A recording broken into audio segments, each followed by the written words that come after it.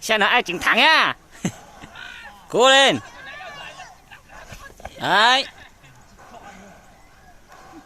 Một con to, một con bé. Ai sẽ giành chiến thắng?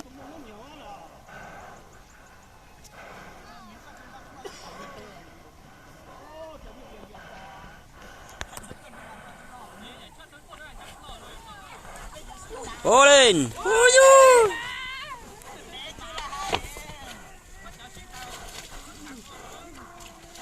Mẹ thử cái nhớ chẳng hay thì tự nhiên nhá.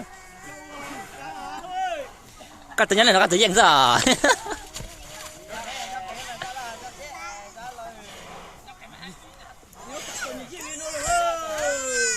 Này nhón quá à.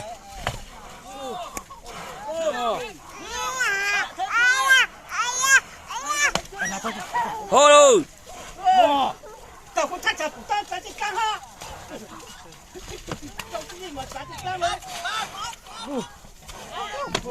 Cố lên.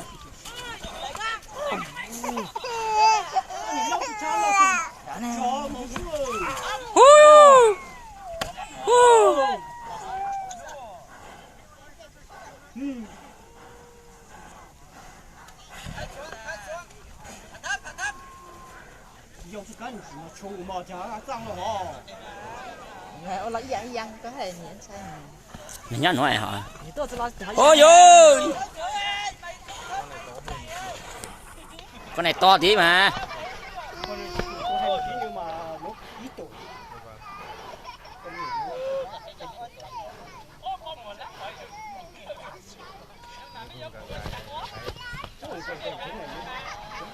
Ôi.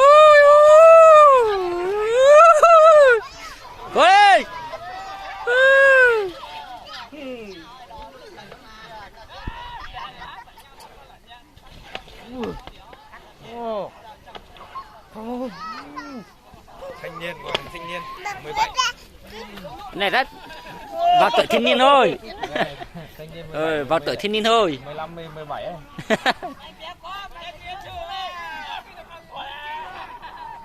Tức là sừng nó đang ngắn thì không ảnh hưởng gì lắm.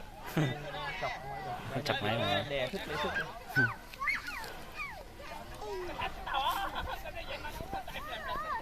Con tua hay dưới.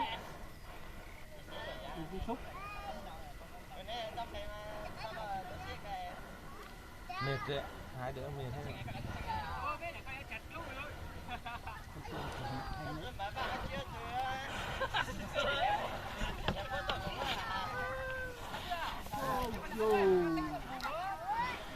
Cá lệch tay bóng rồi.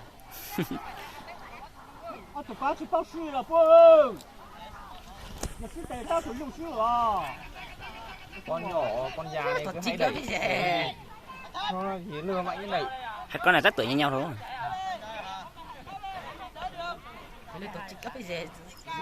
Nhưng mà con to này nó hay đánh cao quá. Đấy, nó không đánh được con bé. Con to đánh thước thì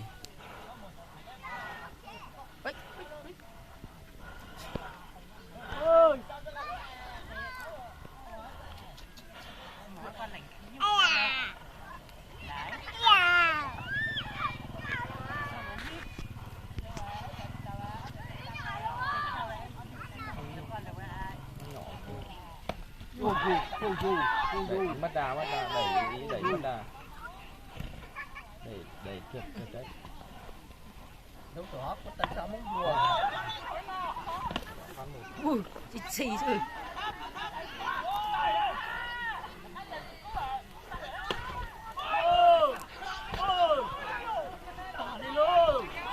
cố lên ôi ra ơi.